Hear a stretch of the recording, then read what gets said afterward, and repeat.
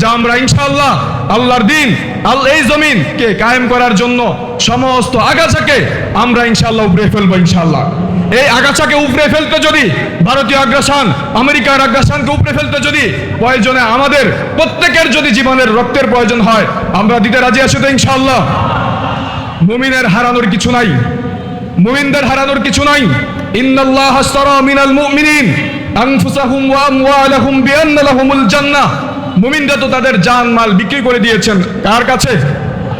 রব্বুল আলামিনের কাছে।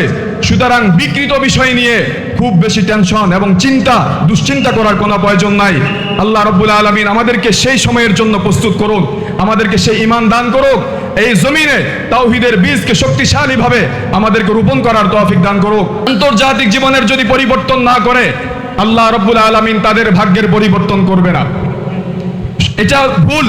যদি মনে করেন যে আমরা শুধু কোরবানি দিয়ে যাব, শুধু জবাই হয়ে যাব, তাহলে আরাকানে দিন প্রতিষ্ঠিত হয়েছে? কথা বুঝে বলেন, আরাকানে দিন প্রতিষ্ঠিত হয়েছে? আরাকানিরা তো যুগের পর যুগ ধরে শুধুমাত্র জবাই হয়ে আসতেছে। সুতরাং আমাদের জমিন আমরা কাউকে আর ইজারা দিতে চাই না ইনশাআল্লাহ। আমাদের জমিনের দায়িত্ব, আমাদের জমিনের নিরাপত্তার খুঁটি আমাদেরকে শক্তভাবে গাড়তে হবে, ঠিক কিনা বলেন? যেভাবে আল্লাহ বলেছেন পরিবর্তন এবং আমাদের জমিনের নিরাপত্তার খুঁটি, আমাদের ভূমির নিরাপত্তার খুঁটি আমাদের নিজ হাতে গাড়তে হবে, ঠিক কিনা? যদি আমরা আমাদের জমিনের যদি নিরাপত্তা দিতে না পারি, খুঁটি যদি শক্ত করে যদি গাড়তে না পারি, তাহলে তো ভাই আরেকজন লাল ঠেলাঠেলি করবে কিনা বলেন? আরেকজন খুঁটি উপড়ে ফেলে দিবে। ভারত চলে গিয়েছে, ভারতের খুঁটি উঠে গিয়েছে, আমেরিকা নতুন করে খুঁটি গাড়ার চেষ্টা করবে, ঠিক কিনা? আমেরিকার খুঁটির পরে আবার কখনো রাশিয়া, কখনো চীন, এইভাবে একের পর এক খুঁটি গাড়ার চেষ্টা করা হবে, ঠিক কিনা? আর আমরা যদি আমাদের ভূমিতে, আমাদের জমিনে আমরা যদি খুঁটি শক্তিশালী করে তাওহীদের খুঁটি গাড়তে পারি, ইনশাআল্লাহ যেভাবে ভারতের খুঁটি উপড়ে গিয়েছে, আমেরিকার খুঁটি উপড়ে যাবে, রাশিয়া, চীন, সমস্ত সাম্রাজ্যবাদীদের খুঁটি উপড়ে যাবে ইনশাআল্লাহ। সুতরাং আমাদের এই জমিন আমরা কাউকে আর ইজারা দিতে রাজি নয়, ঠিক কিনা বলেন? আমরা প্রত্যেকেই এই জমিনের নিরাপত্তার দায়িত্ব নিতে হবে, ঠিক কিনা? আমরা প্রত্যেককেই আলা কুল্লুকুম রাহিন, এই হাদিসের ভিত্তিতে প্রত্যেক ব্যক্তি আমানতদার, প্রত্যেক ব্যক্তি জিম্মাদার।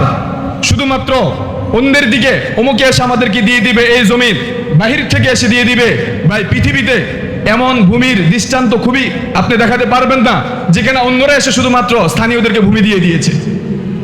আমাদের এই ভূমির দায়িত্ব, এই জমিনের নিরাপত্তার দায়িত্ব, দ্বীনের নিরাপত্তার দায়িত্ব আমাদেরকে নিতে হবে। রাজি আছেন তো সবাই ইনশাআল্লাহ?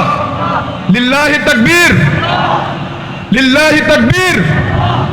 আরেকটি কথা আমরা বলতে চাই, দেখেন আমরা পাশাপাশি এটাও বলতে চাই যে প্রতিষ্ঠানগুলো হাসিনা রেজিমেন্টের সময় আমাদেরকে গুম করেছে, আমাদের ভাইদেরকে খুন করেছে, ধর্ষণ করেছে, এই সমস্ত বাহিনীগুলোর বিরুদ্ধে কেন আমাদের পক্ষ থেকে কথা আসে না?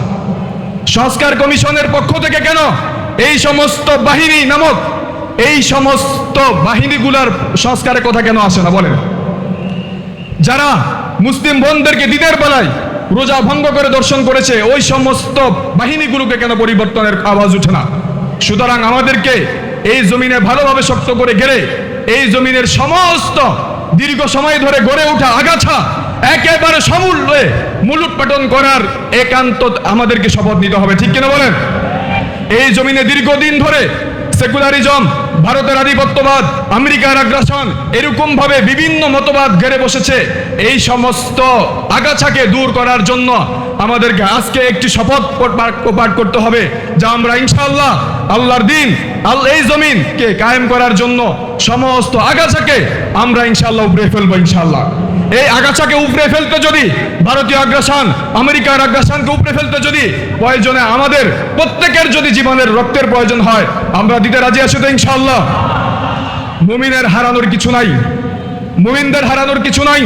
ইন্নাল্লাহ আশতারা মিনাল মুমিনিন আনফুসাহুম ওয়া আমওয়ালাহুম বিআন্না লাহুমুল জান্নাহ।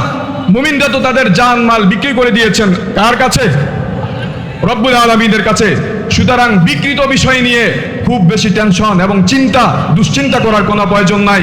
আল্লাহ রাব্বুল আলামিন আমাদেরকে সেই সময়ের জন্য প্রস্তুত করুন, আমাদেরকে সেই ঈমান দান করুক, এই জমিনে তাওহীদের বীজকে শক্তিশালীভাবে আমাদেরকে রোপণ করার তৌফিক দান করুক। আসসালামু আলাইকুম ওয়া রাহমাতুল্লাহি ওয়া বারাকাতুহু।